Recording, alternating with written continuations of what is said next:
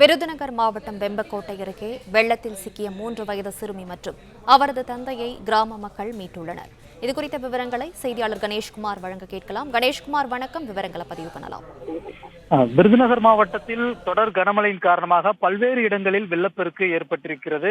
குறிப்பாக வெம்பக்கோட்டை நீர்த்தேக்க அணையில் ஏற்பட்ட வெள்ளப்பெருக்கின் காரணமாக அந்த போக்குவரத்து அந்த சாலையில் மிகவும் தடைபட்டிருக்கிறது.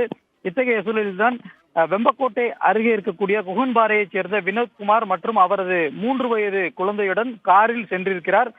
குகன்பாறையிலிருந்து செவல்பட்டி செல்லக்கூடிய சாலையில் இந்திரா நகர் பகுதியில் சென்று கொண்டிருந்த போது அங்கு காட்டாற்று வெள்ளம் ஏற்பட்டிருக்கிறது. அது தெரியாமல் காரை அதே பகுதியில் நகர்த்தி சென்ற போது அந்த காட்டாற்று வெள்ளத்தில் காருடன் அவர் அடித்து செல்லப்பட்டது. இதை அறிந்த அந்த கிராம மக்கள் உடனடியாக காவல்துறையினர் மற்றும் மீட்பு படையினருக்கு தகவல் தெரிவித்திருக்கிறார்கள். உடனடியாக அங்கு வெம்பக்கோட்டை காவல் ஆய்வாளர் சங்கர் மற்றும் தனிப்பிரிவு தலைமை காவலர் கொத்தாலமுத்து ஆகியோர் கொண்ட குழு உடனடியாக அந்த கிராம மக்களுடன் இணைந்து அந்த காரை உடனடியாக அந்த காற்றாற்று வெள்ளத்திலிருந்து மீட்டிருக்கிறார்கள். அந்த காரை மீட்டாலும் கூட கார் அடித்து செல்லப்பட்டது. இருந்தாலும் காரில் இருந்த அந்த வினோத்குமார் என்ற இளைஞரும் அதே போல அவரது 3 வயது சிறுமியும் பத்திரமாக மீட்கப்பட்டிருக்கிறார்கள். இந்த மீட்பு பணியில் காவல்துறையினருடன் அந்த கிராமத்தைச் சேர்ந்த பொதுமக்களும் அதிக அளவில் ஈடுபட்டிருக்கிறார்கள். அந்த காரில் இருந்து அவர்கள் மீட்கப்பட்டு கயிறு கட்டி அவர்கள் மீட்கப்பட்டிருக்கிறார்கள். 3 வயது சிறுமி பத்திரமாக மீட்கப்பட்டிருக்கிறது. தொடர்ந்து அந்த பகுதிக்கு யாரும் செல்ல வேண்டாம் என அங்கு பாதுகாப்பு தடுப்புகளும் தற்போது வைக்கப்பட்டிருக்கிறது. காரில் அவர் அடித்து செல்லப்பட்ட போது பொதுமக்கள் அங்கு பார்த்ததன் காரணமாக, அதாவது கார் வரும்பொழுது அங்கு இண்டிகேட்டர் லைட் எரிந்திருக்கிறது, அதனாலேயே அவர்கள் கவனித்திருக்கிறார்கள். உடனடியாக காவல்துறையினருக்கு தகவல் தெரிவிக்கப்பட்டதை தொடர்ந்துதான் இந்த மீட்பு பணியானது துரிதமாக நடைபெற்றிருக்கிறது. சற்று நேரம் தாமதித்திருந்தால் கூட காரோடு அந்த இருவரும் அடித்து செல்லப்பட்டிருப்பார்கள். அந்த கிராம மக்கள் கவனித்ததன் காரணமாக தந்தையும் அவரது 3 வயது சிறுமியும் பத்திரமாக மீட்கப்பட்டிருக்கிறார்கள்.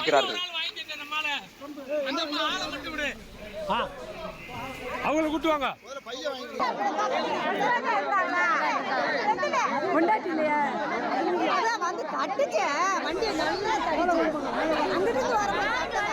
கணேஷ்குமார், வெள்ளத்தில் சிக்கிய தந்தை மற்றும் மகளை மீட்க அங்கு என்ன நடவடிக்கை எடுக்கப்பட்டது?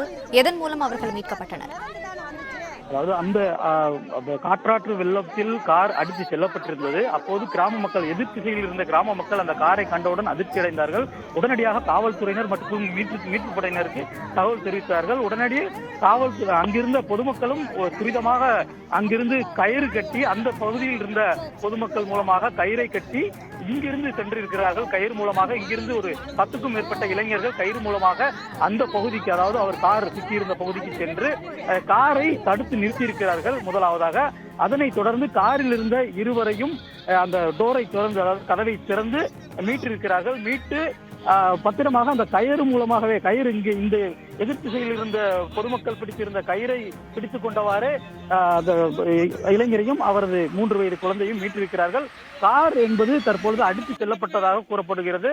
அந்த கார் அடித்து செல்லப்பட்டு அந்த பகுதியில் இருக்கக்கூடிய ஒரு வேலியில் சிக்கியிருப்பதாகவும் கூறப்படுகிறது. ஆனால் கார் அடித்து செல்லப்பட்டாலும் கூட கிராம மக்களும் அதே போல காவல்துறையினரும் துரிதமாக செயல்பட்டு அந்த இளைஞரையும் அவரது 3 வயது குழந்தையும் மீட்டிருக்கிறார்கள்.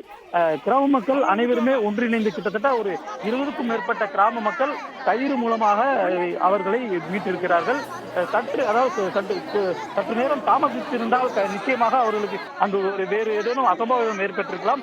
கிராம மக்கள் துரிதமாகவும் அதே போல காவல்துறையினரும் துரிதமாகவும் செயல்பட்டதன் காரணமாகவே இருவரும் பத்திரமாக மீட்கப்பட்டிருக்கிறார்கள். தொடர்ந்து தற்பொழுது இது போன்ற ஒரு அசம்பாவிதம் ஏற்படாமல் தடுப்பதற்காக அந்த காற்றாற்று வெள்ளம் செல்லக்கூடிய இருபுறங்களிலும் தற்பொழுது தற்காலிக தடுப்புகள் அமைக்கப்பட்டு காவல்துறையினரும் தொடர்ந்து கண்காணிப்பு பணியில் ஈடுபடுத்தப்பட்டிருக்கிறார்கள். தகவல்களுக்கு நன்றி கணேஷ்குமார். மாணவ